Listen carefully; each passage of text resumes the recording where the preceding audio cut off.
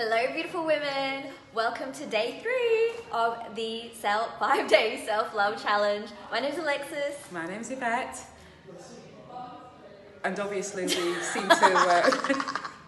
seem to have forgotten what we need to say after that. Okay, so today's challenge is around self-belief. Okay, so let me explain. What is self-belief? Self-belief is that inner knowing, it's intuition. So it's that feeling where you just know.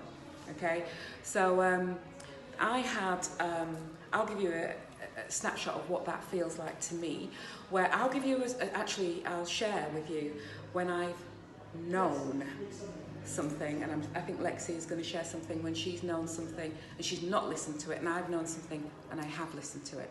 So we're back in a long time ago, quite a long time ago. I had a shoe shop, and I recall actually recruiting a consultant to help me, plan the business, etc. And she came in and she said to me, and she asked lots of questions, and that was the purpose.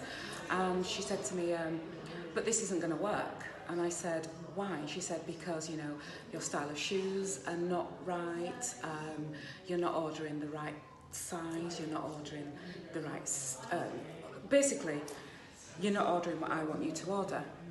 And I recall looking at her and I said to her, can I just ask your background again? And she said, yeah, I'm from Barrett's. And I said, right, okay, so let's just get something clear. And I said, if I wanted to open Barrett's, I would listen to absolutely every word that you're saying, but I don't want to open Barrett's. I want to open a boutique footwear, which is different and quite unique. And it was the most ballsiest thing I've ever done. And she glared at me, she went.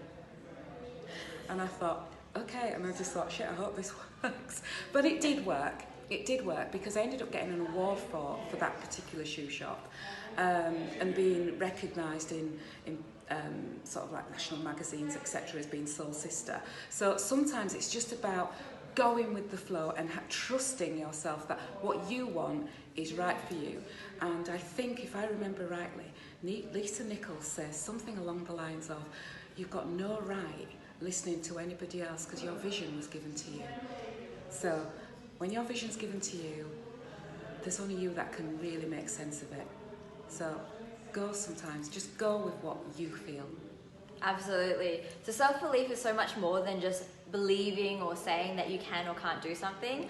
It's about listening to that intuition, like, women's intuition. How many times, honestly, have you not followed your intuition and you were like, oh my God, I wish I'd done that because I knew, and then it's blown up in your face, right? Like, I'm going to tell you a story where it's completely blown up in my face. So when I kind of forgot about my self-love journey, I was in a relationship and I knew he was cheating, right? Like, you always know. And if you're sitting here and you're listening to this and you're watching this and you're like, I kind of have a feeling, go with that feeling because you are right. So I knew that he'd been cheating on me. I had asked him multiple times. I'd asked, family and friends and so on. And people kept saying to me, no, he's not. And he kept saying to me, no, he's not. And then one day I just kind of went for it, right? Like, I'm not proud of this, but literally one day I picked up his phone, and which he'd left, which he never leaves. I went through his messages, which it's not like, that's dishonest, not something they usually do, but I listened to that voice that said do it, so I did it. And hey, what do you know? I found out that he'd been cheating. And what kind of killed me was I knew. Right? I knew all along, but I didn't listen to myself.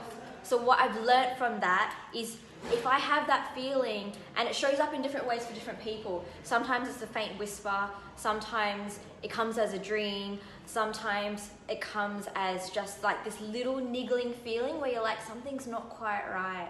Whatever it is, how it shows up for you, listen to it. Okay? Because you always know, and it doesn't have to make sense. Most of the time it doesn't make any sense at all. Just go with it. That's an interesting one, because I think one could easily say, well, I'd like to challenge that a little bit, because one would, I think I'd like to say, well, what about if you're that sort of obsessive, mental kind of person that is tripping over every kind of situation because you've had an experience like that? Yeah. Yeah. How do you handle that? Yeah, and you know what? Oh my God, that is exactly what's happened to me. So prior to that relationship, I haven't had this is why I'm doing the work I'm doing on myself now, right? And I want to help people. I have had a string of bad relationships. And so I came with baggage. I came with baggage of, lying, cheating boyfriends. So I thought, no, it's me, it's my paranoia, right? So I listened to that, and I listened to him and other people telling me, no, you're paranoid, and I listened to the mind chatter. And I guess in answer to your question, and like to answer you if you're asking the same thing, is tap into yourself, do whatever you need to do. So meditate, go for a walk, do yoga, whatever you need to do to tap in to you, get quiet, so you escape that mind chatter, and where you can tap into that sense of knowing and feeling, rather than listening to what your mind is chatting, what your monkey mind is telling you. Because inherently you always know, and if it feels yucky, and if it doesn't feel light, and it feels like, oh, there's still something that I